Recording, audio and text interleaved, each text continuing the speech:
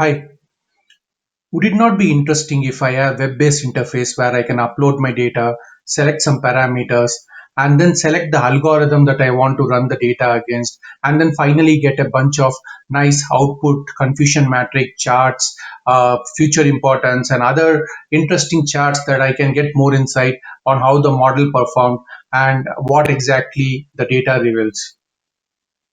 Now, this may not be useful in your end-to-end full-blown cycle, but it's a pretty good start when you are doing a prototype where you want a very accelerated insight, or when you are starting with your baseline model. If you have something you know beforehand without writing much of code, that how this particular data performs with any machine learning algorithm. So that's what we are going to see today. We are going to see a tool called H2O Flow and how we can use H2O Flow to build a model using a complete web-based interface. Now I'm going to use Colab, and Colab is not an environment where you can really spin up web-based interface. So what I'm going to do is I'm just going to do a small hack to make Colab render and web UI, and then I'm going to go to the web UI. So what I'm going to do is I'm going to first install H2O. If you're doing it in your local, you don't have to do some of the steps. I will mention it. If you're doing it in your local, you can just directly go and access the H2O Flow interface. But if you're doing in Colab, so what I'm doing is first I'm installing like JDK8. JDK8 and above is required for H2O. H2O is developed using Java. So you need Java and a Java runtime environment. So that's why I'm installing JDK8. I've already installed it. In fact, I'm not going to install it now. Then I am installing H2O package, pip install H2O. And after that, I am installing PyNgrok. So PyNgrok is the utility which we are going to use to tunnel the basically H2O instance that is running in Colab, and we are going to do a port forwarding so that we get a public IP address that we can access. So that's why I'm installing ngrok as well. So the very first thing I'm doing is I am importing H2O, and then I am calling h2o.init. What h2o.init will do is it will kind of initialize the H2O interface. So the H2O interface we can connect using any port from our R or Python code. So it's going to initialize the H2O code, and you can see once you initialize it, you can actually see like the H2O instance is running in localhost 54321. If you are in your local, you can just click to it. You don't need PyNgrok, and you can go to the web interface and then you can start working. But now, since the localhost 54321 will not work for us, what I am going to do is now the H2O is up and running. What I'm going to do is I'm going to kind of uh, run this particular code, ngrok import ngrok, and I'm going to say ngrok.connect that particular port. So what is going to happen is this port is going to get exposed as a public IP address, and that's what I'm printing. But before doing that, what we need to do is we need to initialize our authorization token over here. Now for that, what you need to do is you need to go to ngrok.com. It's a free registration, so you can go to ngrok.com. If you already have an account, just log into your account or create an account, and once you log in, it will take you to a dashboard. In the dashboard there's a setup page. In the setup page you will find this command, ngrok auth token and your token. You just have to copy that here and run it. So what it does is it kind of create a file, YAML file with the authorization token in your environment, and then you have to run this. So now when I run this particular command, pyngrok import ngrok, my port on the top, you saw it was 54321. So I'm just giving the port because that is the port I want to expose as a public IP address. Now this has run, and when I print the URL, get a URL, and this is a publicly available URL that I can copy and open in a new browser, and I can access it.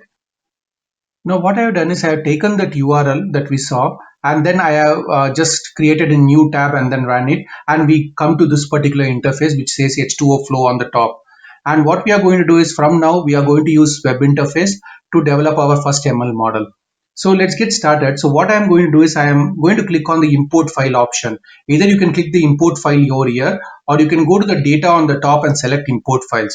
So when I select import files, I'm going to close this slide tab so that we have full width. The first thing we are going to do is we are going to give a URL of our data. It can be in your local host, or it can be from any web URL. I have a data set in my GitHub repo, so I'm just going to give that over there. So if you see over here, it's a telecom churn data set. That is there in my GitHub repo, but you can give any data set that is available in the web, or you can just give your local host as well. and once I have it, I'm going to search it. So it will add the particular data set over here, and then you click on the plus button. So once you click on the plus button, it's going to show you that import command. So just click on the import command. Now our data set is imported. Now what you can do is, the data set is imported in the H2O flow. You can go and say parse these files, the next thing. So once you click on parse these files, what it is going to do is it's going to show you all the columns that are available. Now it's saying this is the file, it's a CSV format. The first row contain column names, yes. So the column names are already taken, right? And it shows all the columns. If the data type is already selected, but if you want to change any data type, you can do it. So I have, these are all columns, and for me, senior citizen is a value 0 or 1 in this data set. So what I'm going to do is, instead of numeric, I'm going to select enum, so that it is as a categorical variable. So others, most of the variables are categorical in this. Like I have a online security, yes or no. I have a online backup, yes or no. What we are trying to do is, we are trying to see whether the user will churn or not. That's the idea of this particular model. Now when you go to the next page, it's going to show additional columns, and the churn column on the top, on the last, is our target column. It says whether the customer has churned or not. So it's a yes or no variable, and that is our target column. I will show you, like, once we come to that, and how we configure the target column. So once I am comfortable with the data type and everything, I just click on parse, and the parse file, it's going to kind of run, and it's complete, it's done 100%. You can go and view the particular data over here. So you can see, like, this is how it looks like. You can click on view data to view the data, but it shows you a quick statistics over here for all the for some of the column, for all the numeric column. It shows you the min, max, and mean, and sigma. And for your categorical column, it shows again the max, mean, and the sigma value, right? So you can also go to frame distribution summary, where you can get more details about the data what you have, right? Now on the top, if you see, you have multiple options. You can click view data to view data. You can click build model to build a model. You can use predict. You can even download the final model and deploy it as well, right? So what I'm going to do is, I'm going to call the split function. So in the split function, I'm going to split to train and test data, train and validation data. So the by default, the ratio is 75-25. So I am just going to keep it as it is, and I am going to click on create over here. So now this will create two data frame, one with a 75% split, and other with a 25% split. So now I have the split. I again go to top now, and I will click on build model. So in the build model, what I am going to do is, if you see here, the build model has come in, I have to select the algorithm. These are all the different algorithms that are supported. And for this purpose, maybe I'm going to just pick the distributed random forest for this purpose, right? And once I have it, what I'm going to do is, I'm going to give my training frame. My training frame is a 75%, and my validation frame is the 25%. And my if I want to give cross validation, k-fold cross validation, then I can give like how much folds I need. So I am just giving 5. Then I can choose my response column. My response column is churn over here, and then I can tell what columns I want to ignore. I want to ignore customer ID, because customer ID is just a sequence number. And then what I want to do is, maybe others I want to keep as it is. And finally, I have monthly charges and total charges. I want to remove total charges as well, because monthly charges and tenure, if you multiply it, you get total charges. So I don't need total charges for this purpose. So I am just removing these two columns, and then I can tell how much trees I want to develop for. I'm just going to keep it as 50. The max depth per tree, I'm going to keep it as 8 for now, right? And then the remaining parameters, I'm just going to keep as it is. You can set any hyperparameter you want. So now I have all this data. I am just going to click on build model. So now what it's going to do is, if you see on the below, it's building the model. It's going to do like a five-fold validation, and once it is complete, the model will be ready, and we will have a lot of output, starting from feature importance, lift gain chart to visualize it. Let's quickly see that once the model is complete. So now the model is complete. I'm going to click on view.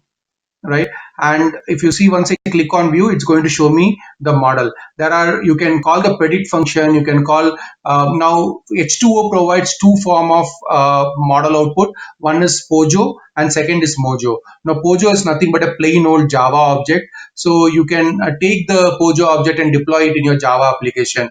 You have a Mojo, which is more for real-time inference. So one thing with Pojo is, like, as your model get complex, the size will be very bigger.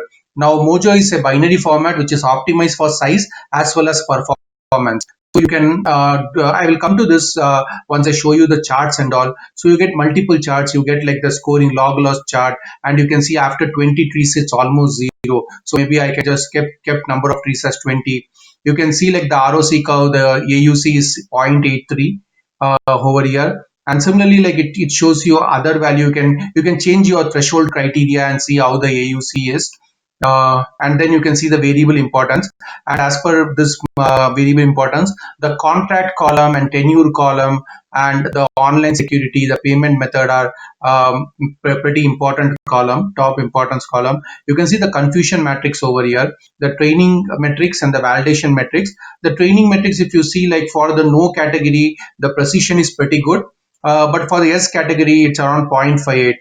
This is a very imbalanced data set. I didn't go into the data set details, but I just want to show this particular tool. It's an imbalanced data set. Maybe now this is the time, right? You got at least an idea how it's performing a random forest. You can select XGBoost, or you can run an AutoML as well. I will show AutoML in my next video. Now you go back and create a Python script, maybe quickly do some feature engineering, take the data and upload it, or you can run H2O AutoML in your notebook itself, right? Or H2O in the notebook itself.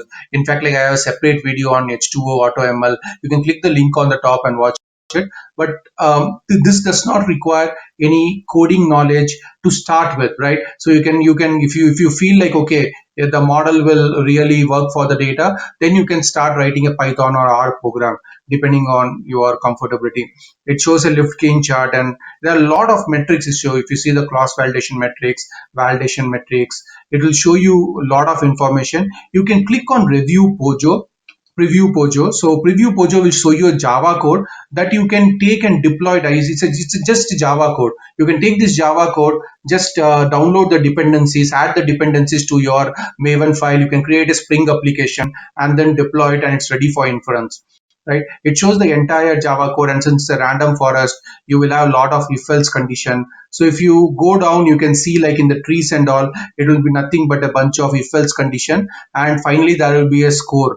What is the score once you traverse through the if-else condition? So this is Pojo. If you go to the top again, you can download the download Pojo and then use it. You can download the dependencies. You can also download the Mojo, which is just an optimized version of Pojo.